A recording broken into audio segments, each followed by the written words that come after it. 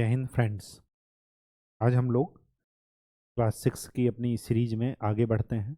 अभी तक हमने 3 यूनिट्स ख़त्म कर ली थी, 3 यूनिट्स। अब चौथी यूनिट की तरफ बढ़ते हैं। चौथी यूनिट जो है वो है कुछ ज्योमेट्रिकल आइडियाज़ के बारे में है कि जो ज्यामितीय वक्र हैं चीज़ें, वो आपको समझना है कि कौन कौन सी चीज़ें हैं। तो 4th यूनिट स्टार्ट कर रहे हैं, उसका नाम है बेसिक ज्योमेट्रिकल आइडियाज़, आधारभूत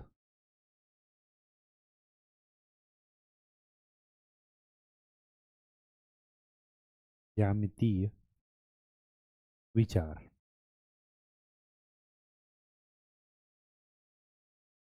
अगर मैं इस पेन की टिप से, ये जो नोक है, उससे अगर मैं एक बिंदु रख दूं तो इसको बोलते हैं पॉइंट। पॉइंट का हिंदी में वर्णन है बिंदु। ठीक। बिंदु ये भी हो सकता है ऐसे बड़ा भी आप दिखा दीजिए और बड़ा भी दिखा दीजिए, उससे कोई मतलब नहीं है। तो ये तो होता है पॉइंट। अगर कई सारे पॉइंट को आप मिला देंगे तो बन जाएगी लाइन। लाइन को हिंदी में क्या बोलते हैं? रेखा। लाइन की पॉसिबिलिटी ये होती है कि ये इधर भी बढ़ सकती है और इधर भी बढ़ सकती है। तो इसके एंड पॉइंट को दिखाने के लिए हम अलजेब्रिक अल्फ़ाबेट का इस्तेमाल करते हैं। जैसे हम लिख दिए पी क्यू, आप ए बी भी लिख सकते हैं, इसको ए बी। आप स्मॉल में भी लिख सकते हैं ए बी, उससे कोई मतलब नहीं है। बस ये है कि लाइन को रिप्रेजेंट करने के लिए मिनिमम 2 पॉइंट की जरूरत पड़ती है। एक होगा इनिशियल पॉइंट,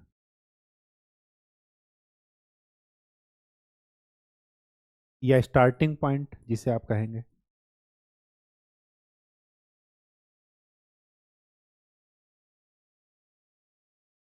और दूसरा होगा टर्मिनेटिंग पॉइंट।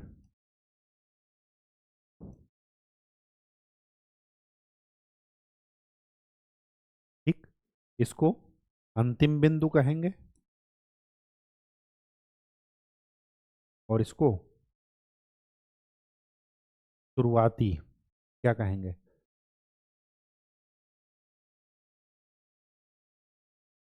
हिंदी में स्टार्टिंग को शुरुआती बिंदु, जहां से रेखा स्टार्ट होती।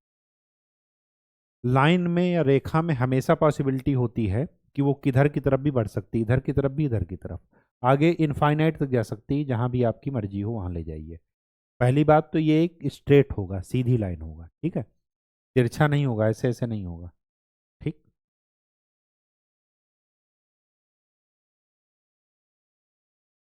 लाइन को एक चीज और कह सकते हैं कि it is the minimum distance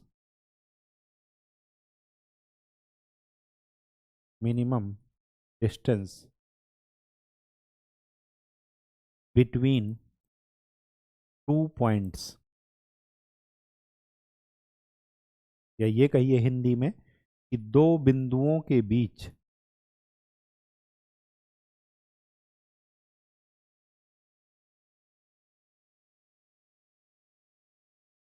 न्यूनतम दूरी। इसको रिप्रेजेंट करने के लिए किसका इस्तेमाल करते हैं? लाइन का। लाइन को मैथ में कुछ इस तरीके से दिखाते हैं। जैसे पी क्यू हमने लिखा था, तो उसको पी क्यू ऐसे आप दिखा सकते हैं, या ऐसे भी कभी कभार दिखाते हैं। इसका मतलब ये हुआ कि पी क्यू क्या है? एक लाइन है जिसका इनिशियल पॉइंट है पी और फाइनल पॉइंट है क्या? क्यू। ठीक। अब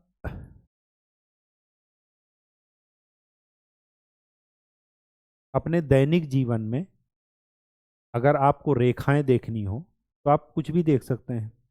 जैसे आप घर की दीवार देखिए, दीवार में आपको घर का कमरा कुछ ऐसा बना होगा,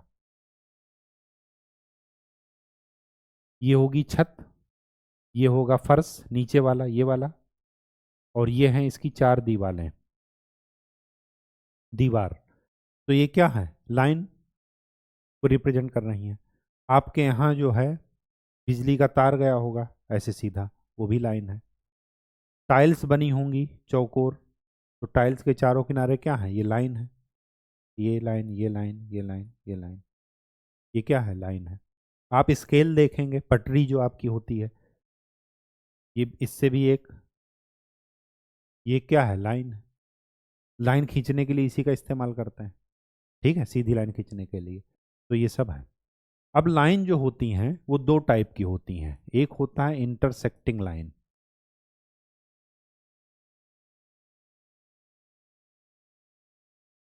और दूसरा होता है पैरेलल लाइन।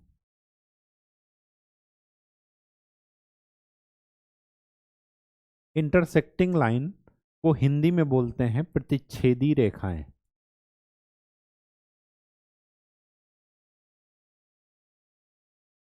लाइंस लिखिएगा तो रेखाएं लिखिएगा, अगर लाइन लिखा है तो रेखा लिखिएगा। पैरेलल लाइन को हिंदी में बोलते हैं समांतर रेखा।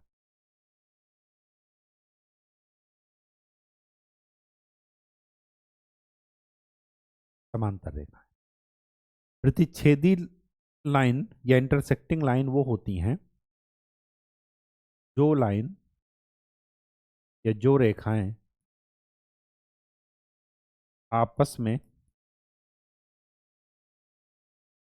एक दूसरे को काटती हैं।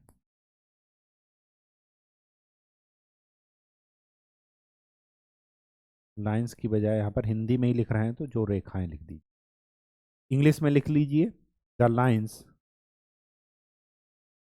विच आर intersecting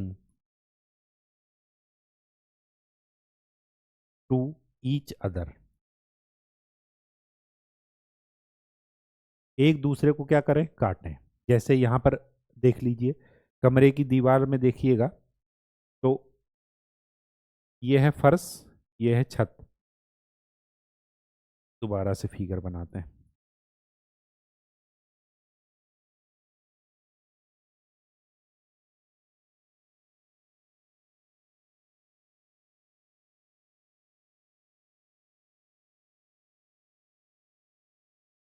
यहाँ पर देखिए, यहाँ पर क्या हो रही हैं कि तीन लाइनें एक दूसरे को क्या कर रही हैं, काट रही हैं, तो इंटरसेक्टिंग लाइंस हैं।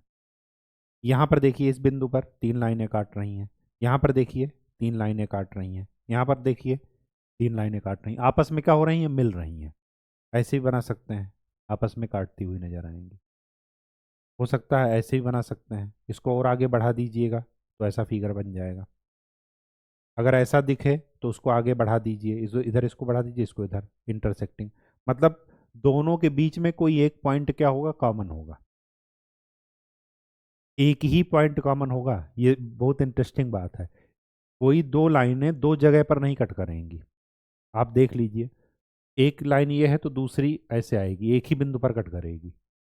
ऐसा नहीं है कि ये यहाँ पर भी ऐसे है तो फिर ये दूसरी लाइन हो गई, ये यही वाली लाइन नहीं है।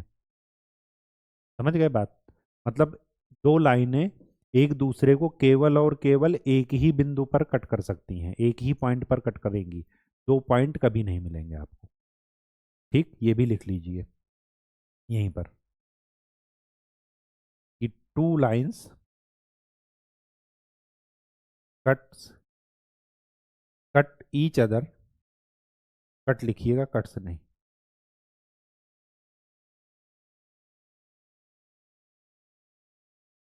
Only eight one point. दो रेखाएं केवल और केवल एक ही बिंदु पर क्या होती हैं, प्रतिच्छेदित करती हैं एक दूसरे को, एक से ज्यादा बिंदुओं पर प्रतिच्छेदित नहीं करती। ठीक। अब नेक्स्ट, पैरेलल लाइंस, समांतर रेखाएं।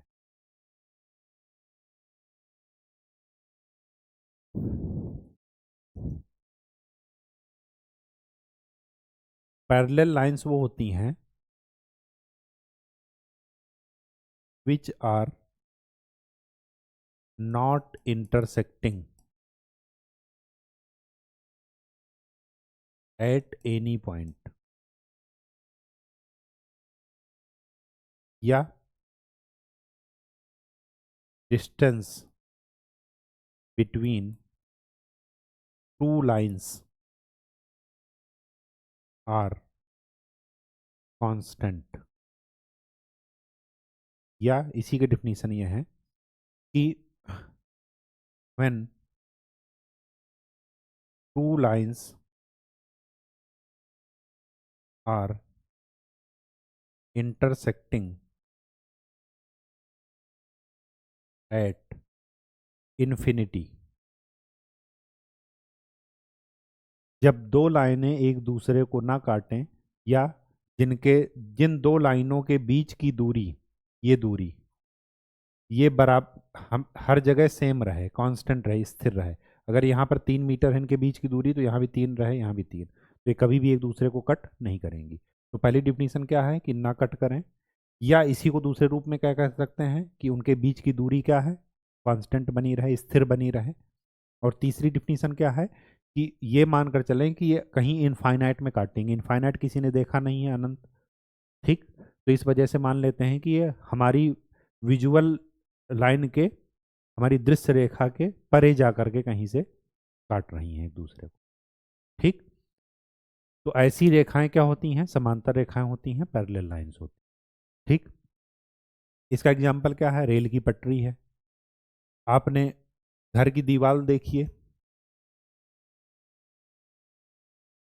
ये और ये साइड, जो घर के कमरे आप घुसे तो जो आपके हाथ के दोनों तरफ हैं वो क्या है, पैरेलल लाइन है। जो घर की दीवारें आपके दोनों तरफ हैं वो क्या है, पैरेलल है। वो दोनों एक दूसरे को क्या कर रही हैं, कहीं पर कट नहीं करेंगी। इसको आप ऊपर उठाते हुए कितना भी चले जाइए, मल्टी स्टोरी बिल्डिंग बना ली, ठीक। ये वाली साइड वाली ये एक दूसरे को नहीं कट कर रही हैं, छत की ये एक दूसरे को नहीं कट कर रही हैं, ये पैरेलल लाइंस है। आप टेबल देखिए, टेबल में क्या है, दो विपरीत भुजाएं, अपोजिट जो साइड्स होती हैं। अपोजिट साइड कौन सी होती हैं, इसके अपोजिट ये है, या इसके अपोजिट नीचे वाली है, ठीक। तो ये क्या है, एक दूसरे को पैरेलल है, समानांतर है, ठीक। ये इसका एग्जाम्पल हुआ। एक और टर्म है जिसको बोलते हैं रे, किरण। रे और लाइन में अंतर यह होता है कि लाइन इधर भी बढ़ सकती है, इधर भी बढ़ सकती है, लेकिन किरण में क्या है कि एक इसका सोर्स होगा जहां से किरण निकलेंगी। जैसे टार्च है, टार्च आपने जलाया तो टार्च के पीछे रोशनी नहीं आएगी, टार्च के आगे रोशनी आएगी, यह है टार्च। तो यहां से क्या होगा, रोशनी बाहर निकलेगी। तो ये क्या हुआ, किरण का क्या हुआ, रेज का क्या हुआ, स्टार्टिंग पॉइंट।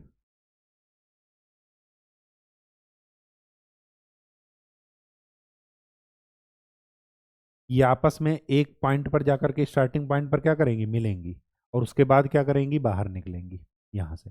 तो रेज और लाइन में अंतर क्या है, लाइन दोनों तरफ बढ़ सकती है, आगे भी पीछे भी, लेकिन रेज क्या है, एक पॉइंट के बाद एक ही डायरेक्शन में बढ़ेगी, अपोजिट डायरेक्शन में नहीं बढ़ेगी, विपरीत दिशा में नहीं बढ़ेगी, ठीक। तो इसको क्या करते हैं, रेज को रिप्रेजेंट करने के लिए एक तरफ का तीर लगाते हैं, पी क्यू, ठीक। इसका मतलब ये हुआ कि ये एक तरफ। तो लाइन और रेज में अंतर आप जानते रहिएगा, ठीक है।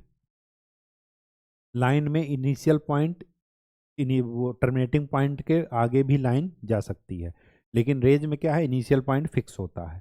शुरुआती जो पॉइंट होता है वो क्या होता है, फिक्स होता है, जहाँ से रेज स्टार्ट होती हैं, उसके बाद आगे अनंत तक जा सकती हैं, और आगे जा करके इनके बीच की डिस्टेंस क्या हो जाती है, होती जाती है, बढ़ती जाती है, फैलती हैं वो पूरी तरीके से, ठीक। चलिए अब हम चलते हैं अपने क्या एक्सरसाइज पर। एक्सरसाइज पर चलने से पहले ये जान लीजिए, पॉइंट, कई पॉइंट को मिला करके क्या बन रही है, लाइन। लाइन के हमने दो टाइप पढ़े, एक इंटरसेक्टिंग लाइन और दूसरा हमने पढ़ा पैरेलल लाइन, समांतर रेखाएं। साथ में हमने देखा रेज, किरण। लाइन और रेज में क्या अंतर है? लाइन दोनों तरफ एक्सटेंड हो सकती है, इधर भी, लेकिन रेज में क्या है, एक पॉइंट फिक्स है, ये इस पॉइंट के बाहर ही जा सकती है रिवर्स डायरेक्शन में। मतलब एक टार्च की तरह मानकर चलिएगा कि रिवर्स डायरेक्शन में नहीं आ सकती। ठीक, इनको रिप्रेजेंट करने का तरीका भी बता दिया आपको। ठीक, कई सारे पॉइंट को मिला करके लाइन बनती है। एक लाइन पर इनफाइनाइट पॉइंट हो सकते हैं, आप गिन नहीं सकते उसको। ठीक, लेकिन कम से कम दो पॉइंट को मिला करके लाइन आपको बनानी होती है। मतलब लाइन को रिप्रेजेंट करने के लिए कम से कम दो बिंदुओं की आपको जरूरत है। सिमिलरली रेज को भी रिप्रेजेंट करने के लिए आपको कम से कम दो बिंदुओं की जरूरत है, एक होगा स्टार्टिंग, दूसरा होगा एंड। ठीक, उसके बीच में आपके कितने भी पॉइंट आ सकते हैं, इनफाइनाइट, यहाँ पर भी इनफाइनाइट पॉइंट आ सकते हैं। ठीक, अब चलते हैं आपके एक्सरसाइज में। एनसीईआरटी खोल लीजिएगा, क्लास 6।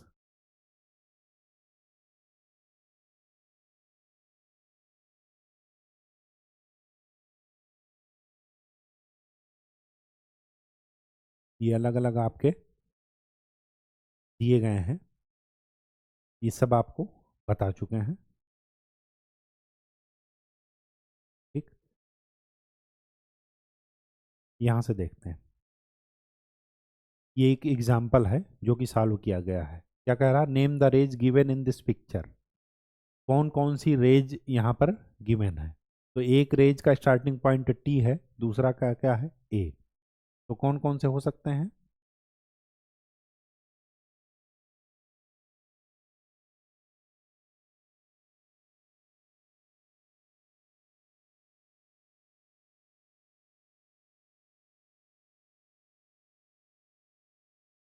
कौन कौन से हो सकते हैं?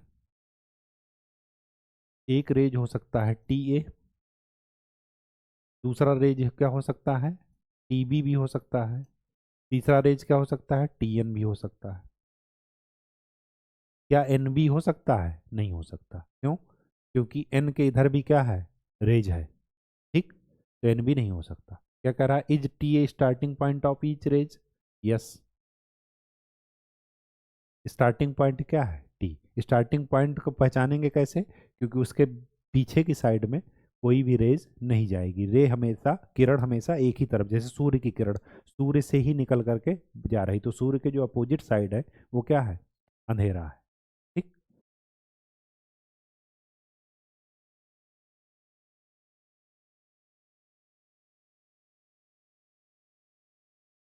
एक्सरसाइज में अपने आ जाइए। एक्सरसाइज में क्या कह रहा है? 4.1, using the figure to name. ये फिगर है, हमें 5 पॉइंट बताने हैं।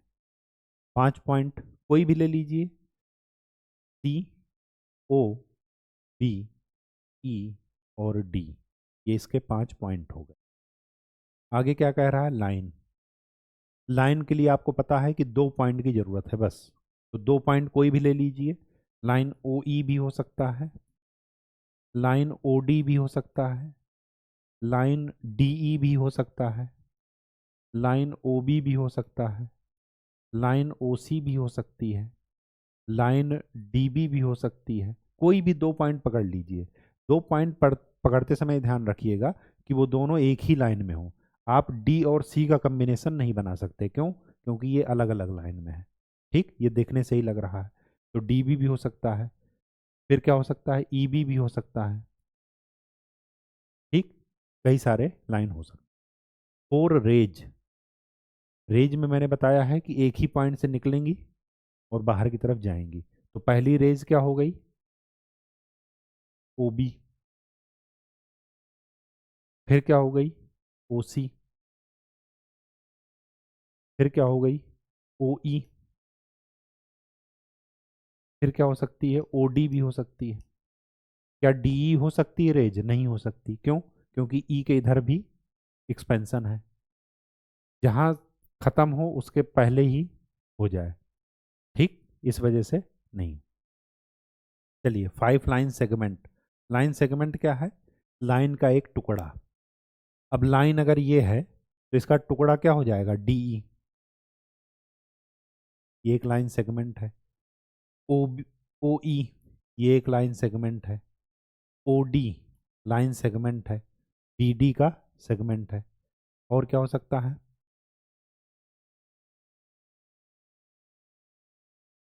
OB भी हो सकता है लाइन सेगमेंट, ठीक। OC भी हो सकता है लाइन सेगमेंट।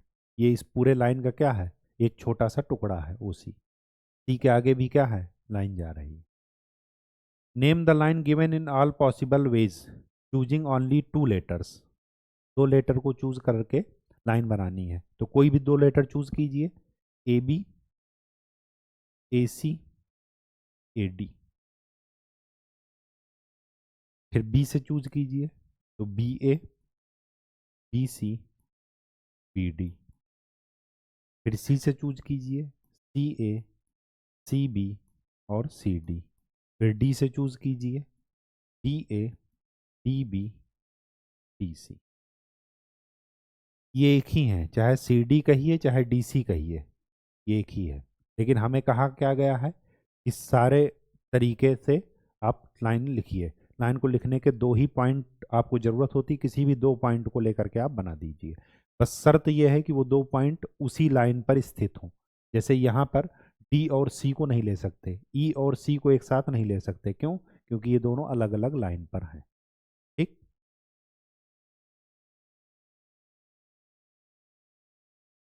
चलिए, थर्ड नंबर। थर्ड नंबर क्या कहता है, use the figures to name line containing point E। एक ऐसी लाइन बताइए जिस पर कि पॉइंट E हो। तो पॉइंट E किस पर हो सकता है, AE पर भी हो सकता है। पॉइंट E किस पर हो सकता है, BE पर भी हो सकता है, AB पर भी हो सकता है, BD पर भी हो सकता है। ये इस लाइन पर कोई भी 2 लेटर को लेकर के आप लाइन बना दीजिए, उस पर पॉइंट E है।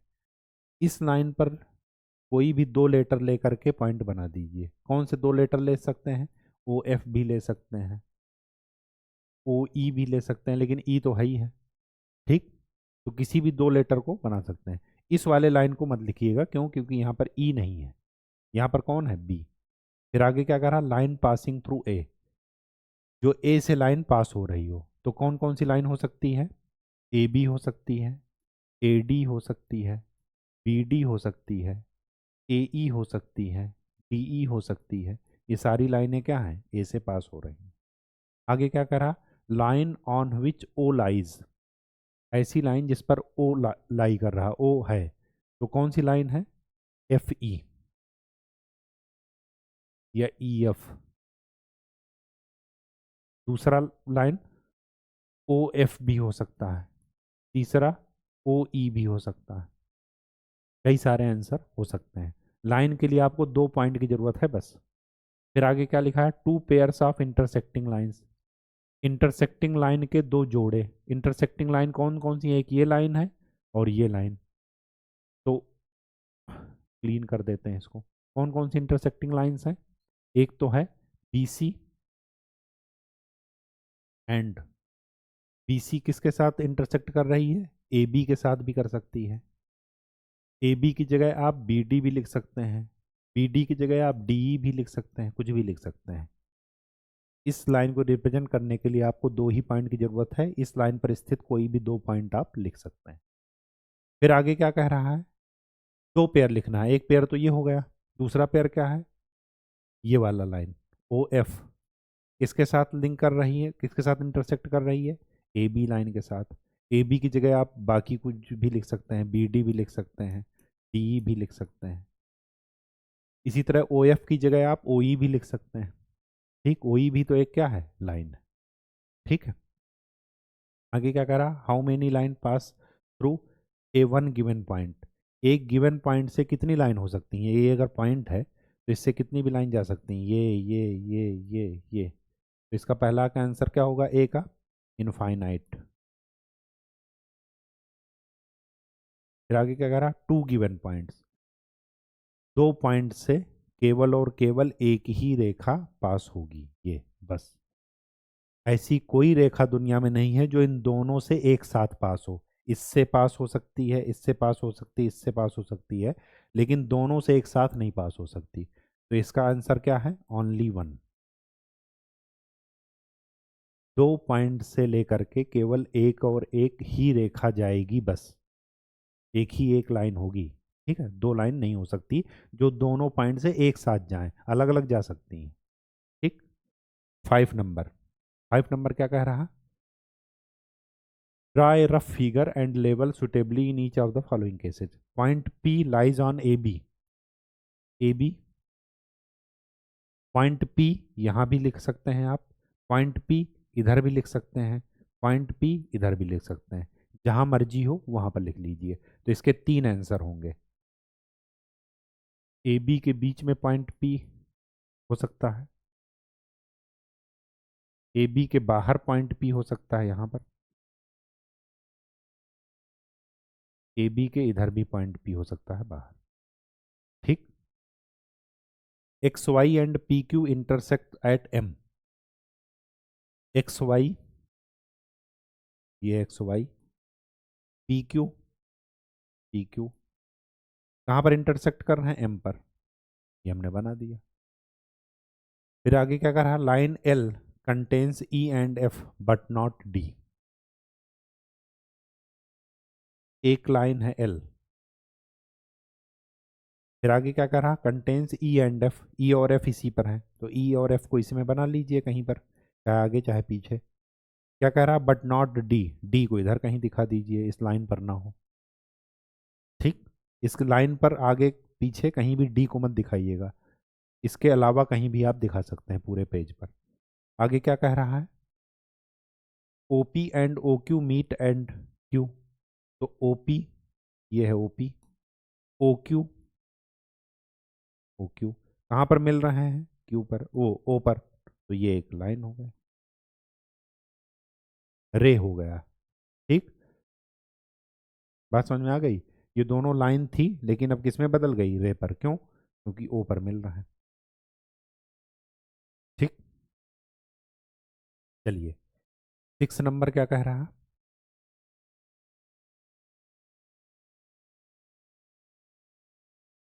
Consider the following figure of line MN। ये है MN line. Say whether the following statement are correct और ट्रू और फॉल्स। ट्रू और फॉल्स हमें बताना है। पहला क्या कह रहा? QMONP are points on line MN।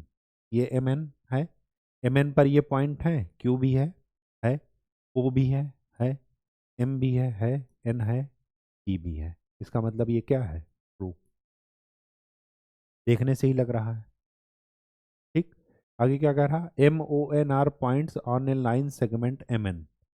MN line segment है। MON, MON क्या इस यहाँ पर है? ये बिल्कुल है, लेकिन Q और P नहीं है, तो ये भी क्या है? ट्रू। लाइन सेगमेंट क्या है? लाइन का एक टुकड़ा है, उसके बीच में ये तीनों हैं, तो इस वजह से ये ट्रू है। अगर यहीं पर होता Q और P तो ये स्टेटमेंट क्या होता? रॉन्ग होता, फॉल्स होता। ठीक। आगे क्या कह रहा? M and N are end points of line segment MN। M और N लाइन सेगमेंट, लाइन नहीं, लाइन सेगमेंट। लाइन सेगमेंट मतलब लाइन का एक टुकड़ा। लाइन के टुकड़े का अगर एक लेंथ होगा तो उसका एक इनिशियल पॉइंट होगा, एक फाइनल पॉइंट। तो M, ये C, M and N are end points of line segment. इसका मतलब ये हुआ कि M और N इसके क्या है? एंड पॉइंट्स हैं इस लाइन सेगमेंट के, तो बिल्कुल हैं, तो ये ट्रू। लाइन के टुकड़े के क्या है? एंड पॉइंट है, टुकड़ा है ये। ठीक। फिर क्या कह रहा? O and N are end points of line segment OP। अब देखिए ये O है, ये N है, तो कौन सा लाइन सेगमेंट बनेगा? ON। यहाँ पर क्या दिया है? OP। ये O और P, क्या ऐसा हो सकता है? इसके एंड पॉइंट हैं, इसके एंड पॉइंट कौन कौन से होंगे? O और P, जबकि यहाँ पर क्या दिया है? O और N, तो इसका मतलब ये क्या है? फॉल्स। E क्या कह रहा है? M is one of the end point of line segment OQ। OQ ये है, ये फिर क्या कह रहा है, M is one of end point. क्या एम इसके एंड पॉइंट पर है, इस सेगमेंट के? नहीं, बीच में है। इसका मतलब ये क्या है, false. M is a point on ray OP. OP का मतलब क्या है कि यहां से लेकर के यहां तक आप इधर चलेंगे, तो क्या कह रहा है, M is point on ray OP. M क्या है, इसके ओ के क्या है, बैक साइड में। इसका मतलब ये क्या है, फॉल्स। रे हमने बताया था कि एक ही साइड चलेगी, जिधर की तरफ उसकी डायरेक्शन होगी। ओपी अगर डायरेक्शन है तो इधर नहीं आ सकती, तो इसका मतलब ये क्या है, फॉल्स। फिर आगे क्या कह रहा, रे ओपी इज डिफरेंट फ्रॉम रे क्यूपी। ओपी ये है और क्यूपी ये है, तो क्या ये डिफरेंट है रे? बिल्कुल डिफरेंट है, यस। क्यों? क्योंकि इसका ओरिजिन क्या है, ओ, और इसका ओरिजिन क्या है, क्यू, यहां से। ठीक। एम पॉइंट इस रे का पार्ट है, एम पॉइंट इस रे का पार्ट नहीं है, तो ये क्या है, डिफरेंट है, तो ट्रू है। आगे क्या कह रहा है, ray OP is same as O M.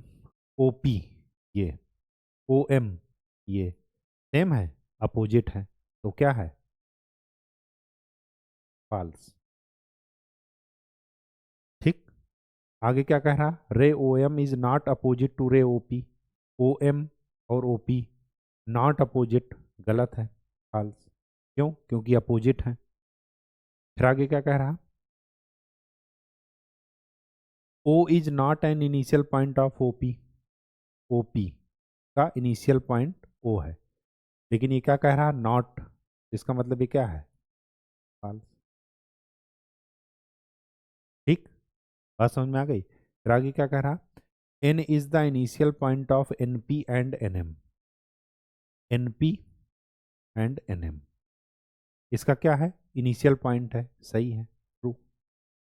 यहाँ से क्या हो रही है, शुरुआत हो रही है। जो शुरुआत वाले पॉइंट होंगे वो पहले लिखे जाएंगे, देखिए लिखा है एन पी और एन एम। ठीक।